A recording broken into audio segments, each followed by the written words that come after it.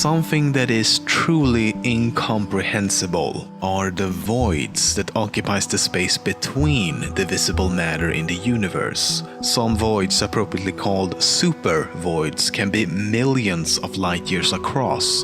Take the Boötes void, for example. It's 250 million light years of almost nothingness. From this image, it might not look that bad until you realize that almost all of the galaxies shown in the circle lie in front or behind it. To date, only 60 galaxies has been found within this void. A space that large could easily contain 10,000 galaxies when compared to other regions. Just imagine if an alien civilization like our own exists on a planet within one of these galaxies. The nearest neighbor would be tens of millions of light years away. Even worse, if your planet is orbiting an intergalactic star, it's a star or star system that has been ejected from its home galaxy and is now floating freely through the cosmos.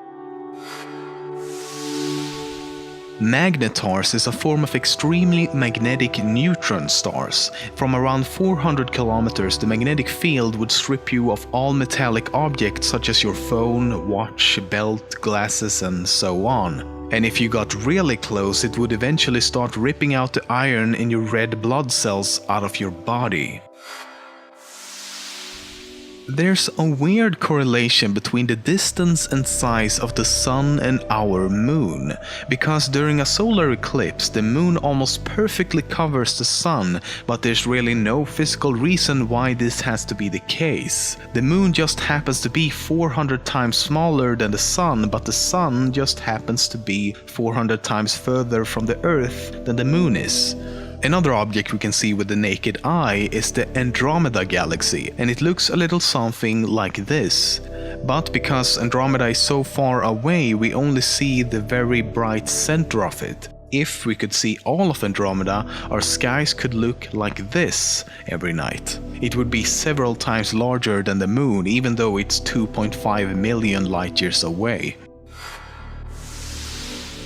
Right now, no matter if you're moving or sitting still, in a universe where everything is orbiting, spinning or pulling, you're moving at incredible speeds.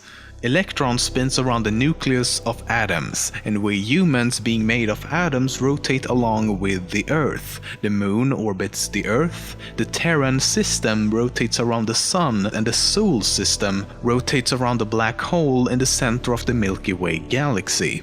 Several smaller galaxies part of the Milky Way subgroup orbits the Milky Way. The Milky Way subgroup rotates around the gravitational center located somewhere between the Milky Way and Andromeda, which is all part of a collection of larger galaxies called the local group. And our local group of galaxies orbits along other groups of galaxies within the Virgo supercluster. And this supercluster is along with countless other superclusters being pulled towards a much larger supercluster called the Great Attractor.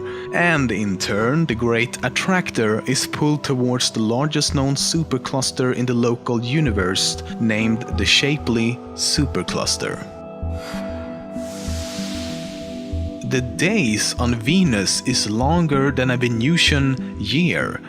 Venusian. That sounds so sci-fi for some reason. Venusian. Basically, Venus completes an entire orbit around the Sun in a little more than 224 Earth days.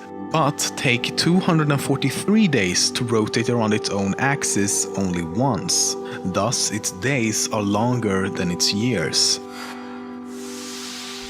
We all know that sound cannot travel in a vacuum, and that space is a vacuum, sound waves cannot travel through it. Pretty basic stuff. I even talked about this in previous episodes. However, something that surprised me when researching for this episode is that this isn't exactly true. Because space is not the total vacuum it's often made out to be. Space contains lots of particles and atoms and gases which sound can use as a medium to actually travel through. But of course these particles are very sparsely spread out, so you need an extremely sensitive microphone to be able to hear anything at all. And NASA did just that. They used a very sensitive microphone of sorts and aimed it at a galaxy with a black hole at its center. And the sound it produced is the lowest note in the universe, 57 octaves below middle C. The frequency is more than 1,000,000 billion times deeper than the limits of the human ear. Back in 1962, during the Cold War, the US decided to blow up a hydrogen bomb in space. Not only that, it was 1,000 times more powerful than the bomb that hit Hiroshima during World War II. What's so crazy about it is that they did it because they simply wanted to see what happened. An equally insane plan was something called Project A119. The project had the goal of detonating a nuclear bomb on the moon. Fortunately, this never actually took place. Ever watched a sci-fi show such as Star Trek and wondered how they navigate? I mean, how do they know where to go when space is mostly nothing? Because you can't use a GPS in space, right?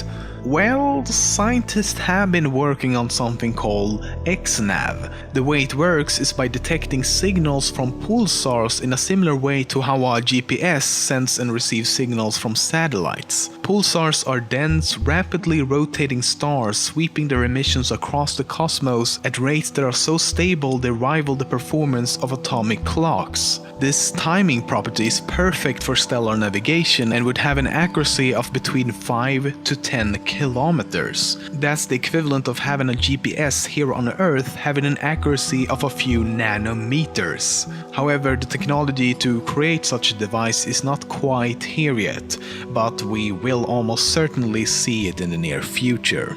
Turn right in 5 million light years. You may or may not have heard about something called dark matter. Basically, when scientists use the word dark to explain something, it's some really complicated stuff. But I'm gonna try and explain it anyway.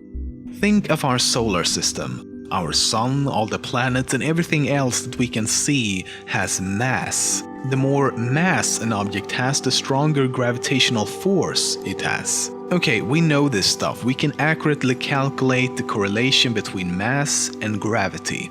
Now take the mass of the entire Milky Way galaxy. Take everything we can see and put all that mass together.